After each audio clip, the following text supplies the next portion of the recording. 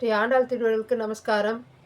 இன்று மார்கழி மாதத்தின் 13ஆம் நாள் 13வது பாசுரத்தை சேவிப்போம். புள்ளியின் வாய் கீண்டானை பொல்ல அரக்கனை கிள்ளி கலைந்தானை கீர்த்திமை பாடி போய் பிள்ளைகள் எல்லாரும் பாவை களம் புக்கார் வெள்ளி எழுந்து வியாழம் உறங்கிற்று புல்லும் சிலம்பிறக்கான் போதறி கண்ணினாய் குள்ள குளிர குடைந்து நீராடாதே பள்ளி கிடத்தியோ பாவாய் நீ நன்னாளால் கள்ளம் தவிர்த்து கலந்தேலோ ரெம்பாவாய். இப்பாசுரத்தில் வியாழன் மறைஞ்சிடுச்சு, வெள்ளியே எழுந்தாச்சு, இன்னும் உறங்கி கொண்டிருக்கிறாயே, அரக்கரைகளெல்லாம் வதம் செய்த கண்ணபுரானை அடைய வேண்டாமா, சீக்கிரம் எழுந்து என்று கோபிகளை எழுப்புவதாக இப்பாடல் அமைந்துள்ளது. ஆண்டாள் சரித்திரத்திற்குள் செல்வோம். நேற்று கிருஷ்ண அனுபவங்களில் மூழ்கினால் கோதை அப்படின்னு சொன்னோம். ஏன் கிருஷ்ணரை அடைய வேண்டும் என்று கோபிகைகள் ஒரு விரதத்தை மேற்கொண்டார்கள். அவ்விரதம் என்னவென்றால் காத்தியாயினி விரதம். பெரியோர்கள்லாம் அவ்விரதத்தை கோபிகா ஸ்திரீகளை, கன்னிகை ஸ்திரீகளை விரதம் இருக்க சொன்னாங்க. எதற்காக? மழை வேண்டி. மழை அதிகமாக கன்னி பெண்கள் இந்த நோன்பு இருந்தாங்கன்னா மழை அதிகமாக பெய்யும், நாடு சுபிட்சமாக இருக்குன்ற காரணத்திற்காக பெரியவர்களெல்லாம் இந்த பாவைகளை ஆனால் இவர்கள் என்ன பண்ணாங்களாம், கண்ணனை அடைய வேண்டும் என்பதற்காக கூட ஒரு அடிஷ்னலாக இந்த நோன்பு இருந்தாங்களாம். அந்த நோன்பு இருந்து கண்ணனை அடைந்ததாக ஆண்டாள் தெரிந்து கொண்டாள்.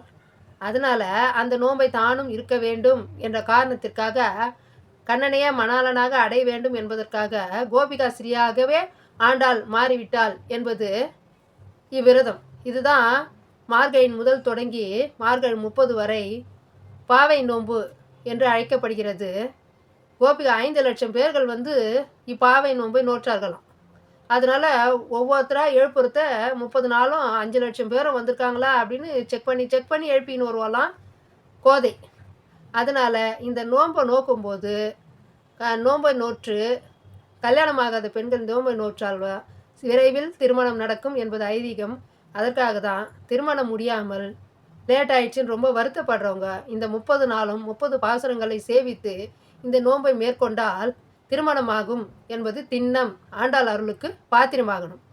இப்போது ஆண்டாள் 30 நாளும் ஏன் திருப்பாவை சேவிக்கணும், ஏன் திருப்பாவை நோன்பு இருக்கணும் அப்படின்னு கேட்டிங்கன்னா, திருப்பாவையில் ஆண்டாள் கண்ணனை நினைத்து பாவை நோன்பு இருந்தால் ஆண்டாளுக்கு மீது கண்ணனுக்கு ரொம்ப விருப்பம், பெருமாள் மீது. அதனால் அந்த ஆண்டாளை நோக்கி நம்ம பாவை நோன்பு இருக்கும்பொழுது கண்ணனுக்கு பிடித்தவர்களாக மாற்றப்படுவோம். அதனால் கண்ணன் அருளுக்கு பாத்திரமாகும். அதனால் கண்ணனுடைய லீலைகள்லாம் தெரிஞ்சு கொண்டு ஆண்டாள் நோன்பு இருக்கும்பொழுது கண்ணன் ஆண்டாளுக்கு எந்த வரத்தினை அளிக்கிறாரோ அந்த வரத்தினை அந்த நோன்பை நோக்கின்ற அனைவரும் பெறுவார்கள் என்பது ஐதீகம். அதனால தான் கண்ணனை நினைத்து பாவை நோன்பை நோக்க வேண்டும், திருமணமாகாத பெண்கள் நோக்க வேண்டும் என்று கூறுகிறார்கள்.